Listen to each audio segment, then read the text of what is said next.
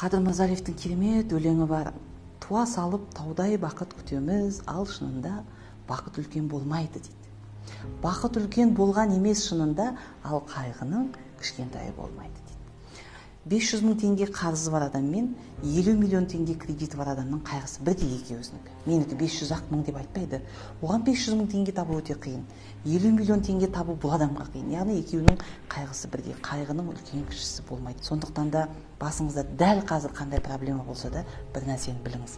Сіздің проблемаңызды ешкім шешіп бермейді. Кез келген проблема қай кезде шешіледі?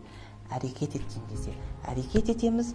Бізді әрекет еткен кезде, біз ниеттенген кезде Алла ол проблеманы шешіп қояды екен өзі.